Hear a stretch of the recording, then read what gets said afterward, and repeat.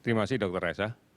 Saudara, ada beberapa hal yang perlu saya sampaikan sebelum saya menyampaikan update data. Yang pertama, dalam 1 minggu terakhir kemarin, kita lihat penambahan kasus konfirmasi positif lebih banyak kita yakini dari kontak tracing-nya berasal dari aktivitas perkantoran. Aktivitas kegiatan yang selama ini kita laksanakan dari rumah dan sekarang sudah mulai kita kerjakan di perkantoran.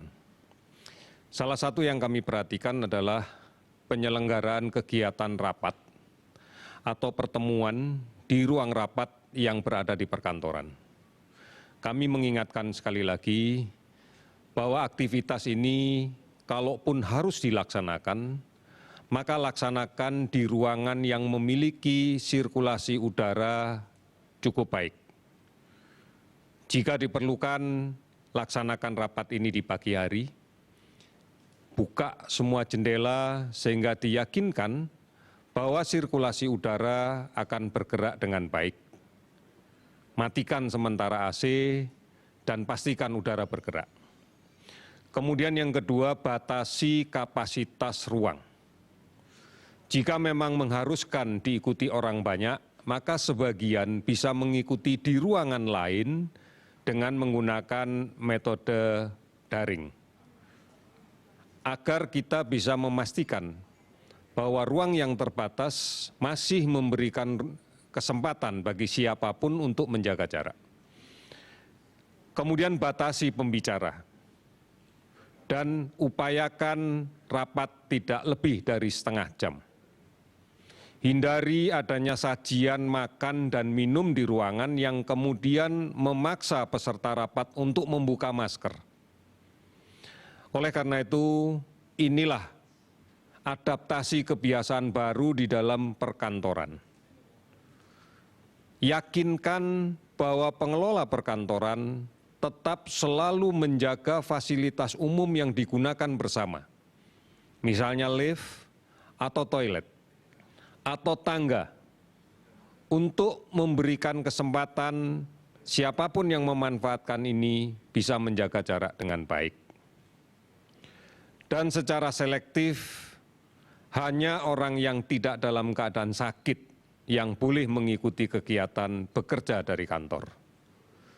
Saudara-saudara, akhir-akhir ini kita mendengar tentang pendapat bahwa thermal gun bisa merusak otak. Secara ilmiah, berbagai ahli sudah mengatakan bahwa statement ini tidak benar. Karena thermal gun hanya mengukur dengan pancaran radiasi sinar inframerah yang setiap saat pasti akan dipantulkan oleh semua benda yang ada di sekitar kita. Tidak menggunakan sinar laser, tidak menggunakan sinar radioaktif semacam X-ray, hanya inframerah. Berbagai referensi mengatakan statement yang mengatakan merusak otak ini adalah statement yang salah. Dan ini akan membahayakan semua orang dan kemudian justru kontraproduktif untuk mencegah agar penularan tidak terjadi. Saudara, ikuti informasi ini dengan cara yang benar. Oleh karena itu, jangan mudah untuk terpengaruh statement yang mengatakan bahwa thermal gun berisi pancaran sinar radioaktif, sinar laser yang bisa merusak struktur otak kita. Ini tidak benar. Oleh karena itu, kami minta mari kita sama-sama sikapi dengan cara yang baik. Kesulitan ini tidak usah ditambah dengan berita-berita yang menyesatkan, karena ini akan membuat masyarakat semakin panik. Oleh karena itu, inilah yang harus kita jelaskan dan masyarakat agar memakluminya. Hari ini kami akan menyampaikan tentang update data yang kita kerjakan. Kita menyadari bahwa setiap hari Minggu begitu banyak laboratorium yang tidak operasional. Menurut catatan kami ada 61 laboratorium di rumah sakit di luar jejaring laboratorium Kementerian Kesehatan yang libur. sehingga spesimen yang bisa kita periksa sebanyak 14.027 spesimen. Total yang kita selesaikan sampai dengan hari ini akumulatif adalah 1.235.545 spesimen. Dari jumlah ini kita dapatkan konfirmasi kasus COVID-19 sebanyak 1.693 orang, sehingga total menjadi 88.214 orang.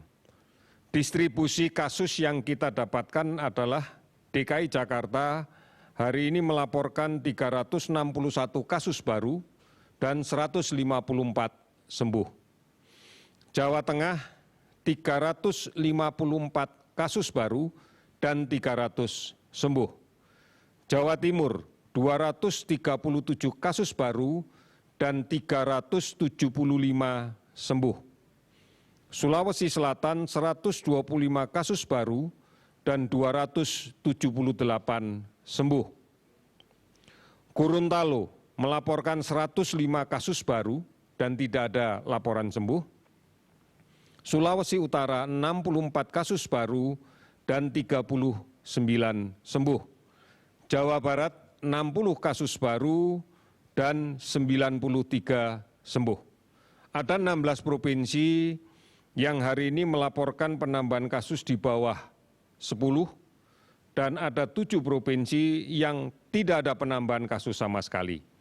Di antaranya adalah Bengkulu, Jambi, Kalimantan Barat, Kalimantan Tengah, Kepulauan Riau, Sulawesi Tengah, dan Lampung. Total sembuh hari ini 1.578 orang, sehingga total keseluruhan 46.977 orang. Dilaporkan 98 orang meninggal sehingga total menjadi 4.239 orang. Kasus suspek yang masih kita pantau saat ini sebanyak 36.380 orang. Kabupaten kota terdampak 467 kabupaten kota di 34 provinsi. Saudara-saudara, gambaran penambahan kasus ini adalah gambaran dari aktivitas produktif yang semakin tinggi, namun tidak mematuhi protokol kesehatan. Menjaga jarak, menggunakan masker dengan baik dan benar, serta kemudian mencuci tangan. Oleh karena itu, sekali lagi, tempat bekerja, kantor atau industri atau pabrik, kami mohon untuk betul-betul bisa menciptakan suasana kerja yang aman dari COVID-19. Oleh karena itu, bagaimanapun juga protokol ini adalah satu-satunya pegangan kita untuk kita patuhi agar kita bisa aman dari kemungkinan penularan COVID-19. Ingat, apabila kita terinfeksi di tempat kerja, akan menjadi sangat berisiko untuk keluarga yang ada di rumah, untuk anak-anak kita, untuk orang tua kita, untuk saudara-saudara kita yang memiliki penyakit komorbid. Saudara-saudara, mari patuhi ini dengan komitmen yang kuat, tidak terhenti, terus-menerus. Kita pasti bisa menangani ini. Terima kasih, selamat sore.